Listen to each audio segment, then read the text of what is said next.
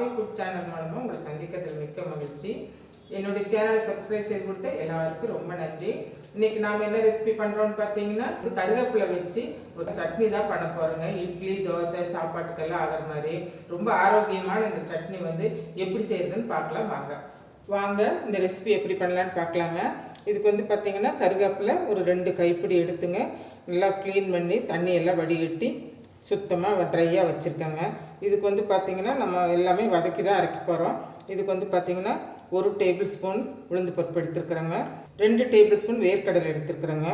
அதுக்கப்புறம் பார்த்திங்கன்னா ஒரு 5-6 சின்ன வெங்காயங்க, காரத்துக்கு 3 வரமிளகாய்ங்க, புளி வந்து ஒரு சின்ன உருண்டைங்க. அப்புறம் பூண்டு வந்து ரொம்ப பெருசாக இருக்கிறதுனால அது 2 கட் பண்ணி வச்சுருக்கேன். 2 பல் பூண்டு, பெருசாக இருந்தால் 2 பல்லுங்க, சின்ன பூண்டாக இருந்தால் ஒரு 3-4 பல் சேர்த்துக்கலாங்க. இவ்வளோ தாங்க. அப்போ இது கூட வந்து பார்த்திங்கன்னா நம்ம தேங்காய் வந்து பார்த்திங்கன்னா 2 சில்லு தேங்காய் எடுத்து சின்னதாக கட் பண்ணி வச்சுருக்கோங்க. இவ்வளோ தாங்க. இது கூட எல்லாம் வதக்கிட்டு நம்ம உப்பு சேர்த்து அரைக்க வேண்டியதுதாங்க. பாருங்கள், இப்போ அடுப்பத்தை வச்சுட்டு மீடியம் ஃப்ளேமில் வச்சுக்கலாங்க. எண்ணெய் கொஞ்சமாக சேர்த்துக்கலாங்க, 1 டேபிள் ஸ்பூன் சேர்த்துக்கலாங்க. நம்ம உளுந்து பருப்பு சேர்த்துக்கலாங்க. இது கூடவே பார்த்திங்கன்னா வேர்க்கடல் வந்து வறுத்ததுங்க, அதனால் அதையும் இது கூட சேர்த்துக்கலாங்க. கடலை அப்படிங்கிறதுனால கொஞ்சம் வறுத்தா போதுங்க. உளுந்து பருப்பு நல்லா செவந்து வரணுங்க. பாருங்கள், உளுந்து பருப்பு நல்லா வறுபட்டுருச்சுங்க, நல்லா செவந்து வந்துருச்சு. இப்போ இதை நம்ம வேறு பாத்திரத்துக்கு மாற்றிக்கலாங்க. அது கொஞ்சம் எண்ணெய் இருக்குதுங்க அதுலேயே, அந்த எண்ணெயிலே நம்ம வந்து இந்த வெங்காயம் ஒரு 5-6 பீஸ் சேர்த்துக்கலாங்க, பூண்டையும் சேர்த்துக்கலாங்க. இது 2 நல்லா வதங்கட்டுங்க. பூண்டு வெங்காயம் கொஞ்சம் கலர் மாதிரி வந்தால் போதுங்க, ரொம்ப செவக்க வறுக்கணுங்கிறது இல்லை.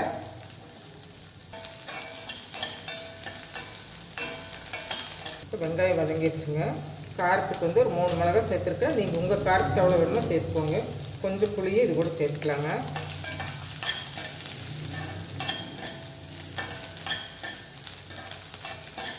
கருவேப்பிலை அதே இது கூட சேர்த்துக்கலாங்க. நான் 2 கைப்பிடி எடுத்துருக்குறேங்க.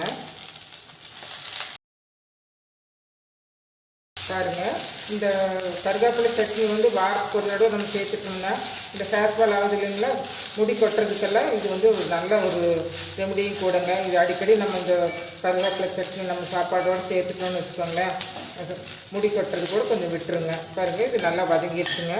ரொம்ப மொறுமொறுன்னு வறுக்கணுங்கிறது இல்லைங்க, கருவேப்பிலை நல்லா வதங்கினா போதுங்க. இப்போ இது கூட வந்து நம்ம தேங்காய் எடுத்து வச்சு இல்லைங்களா, அந்த தேங்காவை இது கூட சேர்த்துக்கலாங்க.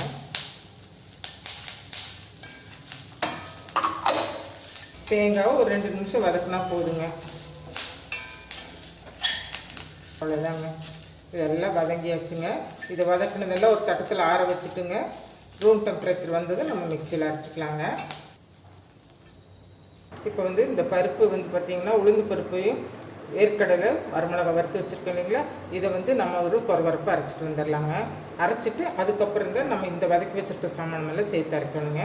பெருங்காயத்தூள் வந்து பார்த்திங்கன்னா கொஞ்சமாக ஒரு 1/4 ஸ்பூனுக்கும் கம்மியாக எடுத்துருக்குறேன். இது ஆப்ஷன் தான், உங்களுக்கு வேணும்னா பெருங்காயத்தூள் சேர்த்துக்கோங்க, இல்லைன்னா கூட நீங்கள் அவாய்ட் பண்ணிக்கலாம்.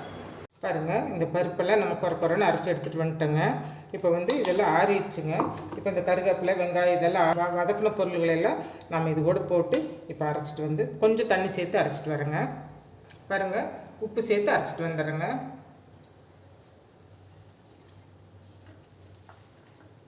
இப்போ நான் இது மிக்சியில் தண்ணி சேர்த்து அரைச்சிட்டு வந்துடுறேங்க. பாருங்கள், கருவேப்பிலை துவையில் சட்னி அரைச்சிட்டு வந்துட்டேங்க. பாருங்கள், இப்போ இந்த மாதிரி கெட்டி அரைச்சோம்னா நம்ம சூடான ரைஸுக்கு கூட இதை போட்டு நம்ம சாப்பிட்டுக்கலாங்க. இது கூட தேங்காய் எண்ணெயோ உங்களுக்கு எண்ணெய் பிடிக்குமோ சாப்பாட்டில் ஒரு ஸ்பூன் எண்ணெய் சேர்த்துட்டு இந்த கருவேப்பிலை சட்னியை போட்டு சாப்பிட்டுக்கலாங்க. நம்ம இட்லி தோசைக்கு வேணும்னா இன்னும் கொஞ்சம் லூஸ் பண்ணிக்கலாங்க. லூஸ் பண்ணிவிட்டு தாளிக்கணுங்கிறது வேண்டியது இல்லைங்க. தாளிக்கணும்னு நினச்சா கடுகு கருவேப்பிலை போட்டு தாளிச்சுக்கோங்க, தாளிக்காமையும் நம்ம சாப்பிட்லாங்க. சட்னி வந்து நான் தாளிச்சிட்டேன். கடுகு உளுந்து பருப்பு வரமிளகாய் போட்டு தாளிச்சாச்சுங்க. நான் வந்து இன்றைக்கி டிஃபனுக்குங்கிறதுனால தாளிச்சிட்டேன். பாருங்கள், இன்றைக்கி நான் நைட் டின்னருக்கு தாங்க இந்த கருவேப்பிலை சட்னி செஞ்சுருக்குறேங்க. இன்றைக்கி நைட் டின்னருக்கு பார்த்திங்கன்னா கோதுமை தோசை, அப்புறம் கருவேப்பிலை சட்னிங்க, மத்தியானம் சாம்பார் இருக்குங்க, சாம்பார். இதுதான் இன்றைக்கி நைட் டின்னருங்க. கருவேப்பிலை சட்னி பார்த்திங்கன்னா ரொம்ப சூப்பராக இருக்குங்க. பாருங்கள், கருவேப்பிலை சட்னின்னு சொல்ல மாட்டாங்கங்க, அந்தளவுக்கு நல்லா டேஸ்ட்டாக இருக்குங்க. பாருங்கள், இப்படி எடுத்து இப்படி சாப்பிடும்போது பார்த்தீங்கன்னா ரொம்ப சூப்பராக இருக்குங்க. பாருங்கள், கருவேப்பிலை சட்னி சூப்பராக ரெடி ஆயிடுச்சுங்க. இது கருவேப்பிலை சட்னின்னே சொல்ல மாட்டாங்க, அந்த அளவுக்கு அது டேஸ்ட்டு சூப்பராக இருக்குங்க. குழந்தைகளுக்கெல்லாம் பார்த்தீங்கன்னா கருவேப்பிலை ஜூஸ் குடினாலாம் குடிக்க மாட்டாங்க. நாம் இதே மாதிரி செஞ்சு கொடுத்தோம்னா சட்னி அப்படிங்கும்போது அவங்க தோசை கூடையோ இட்லி கூடையோ சப்பாத்தி கூடையோ வச்சு சாப்பிடுவாங்க. எந்த வித்தியாசமும் தெரியாதுங்க. இனி ஒன்றுங்க, நமக்கு வந்து ஹேர் ஃபால் ஆகுது, நமக்கு வந்து முடியெல்லாம் ரொம்ப கொட்டுது, அந்த மாதிரி இருக்கிறவங்கலாம் என்ன பண்ணணும், வாரத்துக்கு ஒரு தடவை இந்த மாதிரி ஜூஸ் குடிக்கிறோமோ இல்லையோ இந்த மாதிரி ஒரு சட்னி பண்ணி சாப்பிட்டோன்னு வச்சுக்கோங்களேன், அது நம்ம இன்டெக் எடுத்துக்கும் போது அது அதனுடைய பெனிஃபிட்டும் நல்லா இருக்குங்க. அதனால நீங்கள் இதே அளவுகளோடு செஞ்சு பாருங்கள். இந்த வீடியோ பிடிச்சிருந்ததுன்னா இந்த வீடியோக்கு லைக் பண்ணுங்கள், ஷேர் பண்ணுங்கள், கமெண்ட் பண்ணுங்கள். என்னோடய ப்ரீவியஸ் வீடியோவெல்லாம் நீங்கள் பாருங்கள், பார்த்துட்டு எங்களுக்கு கொஞ்சம் சப்போர்ட் பண்ணுங்கள். மீண்டும் ஒரு புதிய வீடியோவில் சந்திப்போம். நன்றி, வணக்கம்.